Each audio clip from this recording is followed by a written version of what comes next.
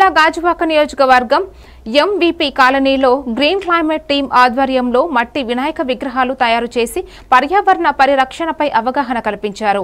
ఈ సందర్భంగా భారతీయ కిసాన్ సంఘ జాతీయ కార్యదర్శి జలగం కుమార్ స్వామి మాట్లాడుతూ పీపీవి విగ్రహాలకు తీవ్రంగా వ్యతిరేకత తెలియజేశారు. ప్లాస్టిక్ వాడకాన్ని తగ్గించాలని, ప్రతి మొక్కలు నాటాలని అన్నారు. ఈ కార్యక్రమంలో డాక్టర్ శ్రీనివాస్, జేవి రత్నం, జె రాజేశ్వరి తదితరులు పాల్గొన్నారు.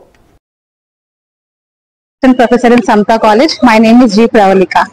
So ఈ రోజు గణేష్ చతుర్థి ఫెస్టివల్ గురించి మేము గణేష్ అనేది రెడీ చేస్తున్నాము.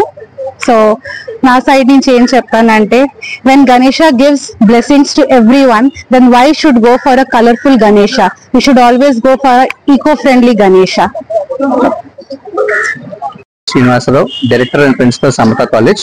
సో ఈ రోజు నాడు మన గ్రీన్ క్లైమేట్ ఆధ్వర్యంలోని మిగతా ఎన్జిఓస్ ఆధ్వర్యంలోని పర్యావరణ అంటే ఎన్విరాన్మెంట్ ని కాపాడగలే రెస్పాన్సిబిలిటీ మన దగ్గర ఉన్నదనే కాన్సెప్ట్, మరి ఇంకో కాన్సెప్ట్ తోటి ఈ వినాయక చవితి కూడా ఎకో ఫ్రెండ్లీగా చేయాలి అనే ఉద్దేశంతో పిల్లలకి అవేర్నెస్ క్రియేట్ చేయడానికి ఈవేళ స్వయంగా ఆ మట్టి తీసుకుని వచ్చి పిల్లలతోటి వాళ్ళతో తయారు చేయించి వాళ్ళకి కూడా మనం కూడా ఎన్విరాన్మెంట్ కాపాడాలి, మనం కూడా స్పాయిల్ చేయకూడదు అని ఒకటి వాళ్ళకి తెలియచేయాలని చెప్పేసి ఒక ప్రోగ్రామ్ ఒకటి వాళ్ళు కండక్ట్ చేస్తున్నారు.